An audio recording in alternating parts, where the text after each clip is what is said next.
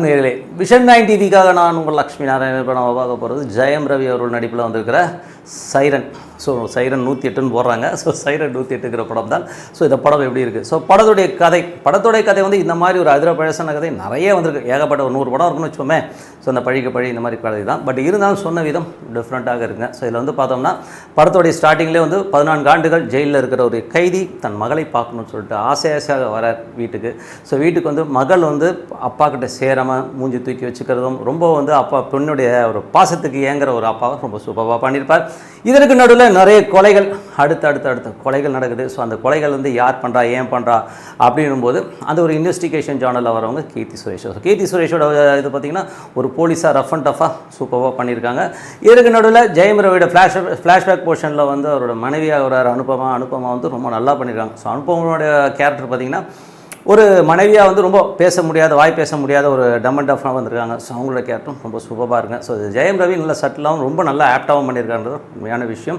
கீர்த்தி சுரேஷும் அவங்களுடைய பார்ட் ரொம்ப நல்லா இருக்கும். இதோட டேரக்டர் ஆண்டனி பாக்கியராஜ் ரொம்ப நல்லா பண்ணியிருக்காரு. இதில் வந்து படத்தில் வந்து எதுவும் குறைகள் எதுவும் சொல்ல முடியாது. பட் என்னென்னா பழைய கதைகள் தான். பட் இருந்தாலும் பார்க்கும்போது ஃப்ரெஷ்ஷாக தான் இருக்குது. ஸோ அதுக்கப்புறம் அவரோட பொண்ணு வந்திருக்கிற ஒரு பொண்ணு, எனக்கு தெரிஞ்சு அந்த பொண்ணு வந்து பேபி ஆர்டிஸ்ட்டாக இருந்திருக்காங்க. சின்ன பொண்ணை நிறைய படம் பண்ணியிருக்காங்கன்னு நினைக்கிறேன். ஸோ அவங்க ரொம்ப நல்லா பண்ணியிருக்காங்க. ஸோ இதில் வந்து அவங்களுடைய கேரக்டரைசேஷனும் ரொம்ப சூப்பராக பாருங்க. ஸோ இதுக்கப்புறம் அழகம் பெருமாள். ஸோ இதெல்லாம் வந்து ஒரு வில்லன் கேங்கு. அழகம் பெருமாள் இருக்கார், அதுக்கப்புறம் சமுத்திரக்கனி இருக்கார். ஸோ ஒரு 3 வில்லன் கேங். ஸோ இவங்களால் வந்து பாதிக்கப்பட்ட வில்லன் எப்படி பழிவாங்கினது தான் கதையே. பட் படம் வந்து ரொம்ப நல்லாவே கொண்டு போயிருக்காங்க. அதுவும் ஃபஸ்ட் ஹாஃப் வந்து நல்லா விறுவிறுன்னு போயிருங்க. ஸோ இதில் வந்து அடுத்த கேரக்டர் வந்து நம்ம ஹீரோடைய பயணிக்கிற நம்ம யோகி பாபுவும் பார்த்திங்கன்னா ரொம்ப ஃபேண்டாஸ்டிக்காக பண்ணிடுறாரு. யோகி பாபுடைய கேரக்டரைசேஷனில் பார்த்திங்கன்னா அவர் வந்து நல்ல ஒரு காமெடியாகவும் நல்ல ஜாலியாகவும் இருக்கார். ஸோ அவர் இருக்கும்போதே கொலைகள் நடக்கிறது அதுவும் வந்து ரொம்ப வித்தியாசமாக கொண்டு போனது. கடைசியில் வந்து எண்டிங்கில் வந்து முடிக்கும் ரொம்ப சூப்பராக பண்ணியிருக்காங்க. ஸோ இந்த படத்தோடைய இதே மாதிரி நிறைய படங்கள் வந்திருக்கா அப்படின்னா ஏகப்பட்ட படம் வந்து. நம்பர் 1 படம் ஜல்லிக்கட்டு. ஸோ ஜல்லிக்கட்டில் வந்து சிவாஜி கணேசன் அவர்கள், ஸோ அவரும் சத்யராஜும் பட்டைய கலப்பின படம். ஸோ வில்லனால் பாதிக்கப்பட்ட 2 பேர், ஒரு ஜட்ஜும் ஹீரோவும் பாதிக்கப்படுறாங்க. அதில் நம்ம ஜட்ஜோடைய வழிகாட்டுதலின் பேரில் ஹீரோ எப்படிலாம் பழி வாங்குறாரு தான் ஜல்லிக்கட்டோட கதை. இன்னொரு படமும் சொல்கிறேன். இன்னொரு படம் தான் ஒரு கைதியின் டைரி. அப்பா பாதிக்கப்படுறார். அப்பா வந்து 3 அரசியல்வாதிகள் மற்றும் 2 பேரால் பாதிக்கப்படும் போது அதை பழி வாங்கணும்னு சொல்லிட்டு அப்பாவுக்கு போகும்போது பையன் வந்து அதை தடுக்கிறதுக்காக முயற்சி பண்ணார். ஆனால் அந்த 3 பேரையுமே வந்து அப்பா பழி வாங்குவார், எப்படிலாம் பழி வாங்குவார்னதும் அதே மாதிரி வந்து அப்பாவுக்கும் மகனுக்கும் இருக்க சென்டிமெண்ட் எல்லாமே இந்த படத்துலையும் அதே ஜானரில் எடுத்துருக்க படம் தான். பட் அந்த படம் வேறு லெவலுங்க. ஏன்னா வந்து அந்த படம் வந்து பாக்யராஜ் அவருடைய பெஸ்ட் ஸ்க்ரீன் பிளே.